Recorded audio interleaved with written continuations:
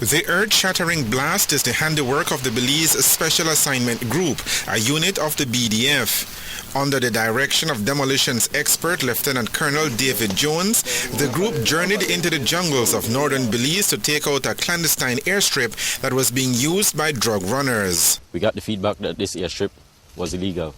It's on Crown land, no one owns it. Subsequently, we were tasked to come and destroy it. The guys came in last week.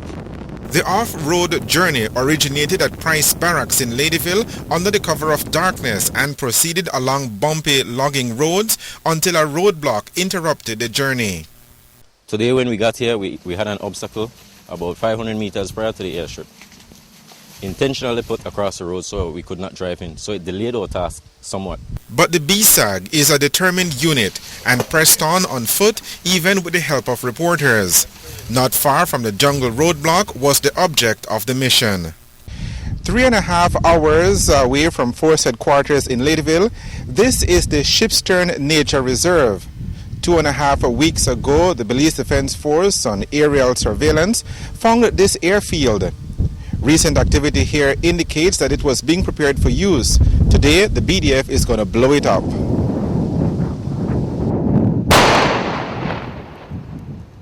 And blow it up they did.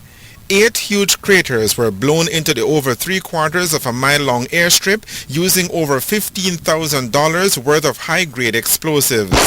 Starting with the destruction for each of these craters, we use a crater in charge, which has a pilot hole and a main charge.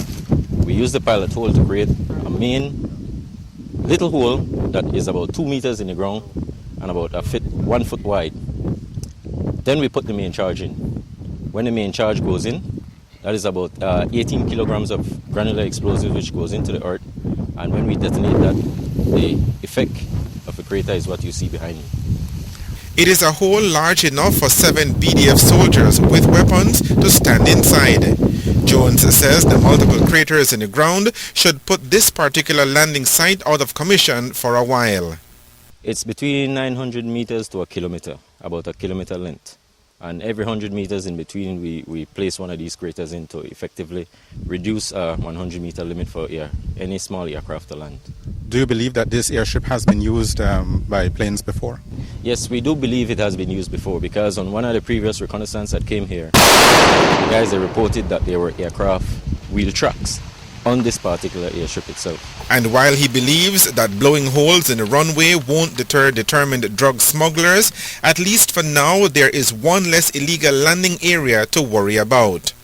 Now, you say that this airstrip indications are that it would have been used shortly. Having that intelligence, why not just take it out and wait for the plane to come down? Okay, unfortunately there's quite a number of airstrips here.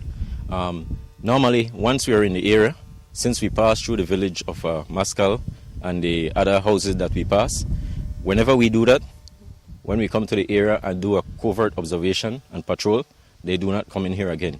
The villagers saw us on the way in, so that's a clear indication they know what is going on. This is the modus operandi.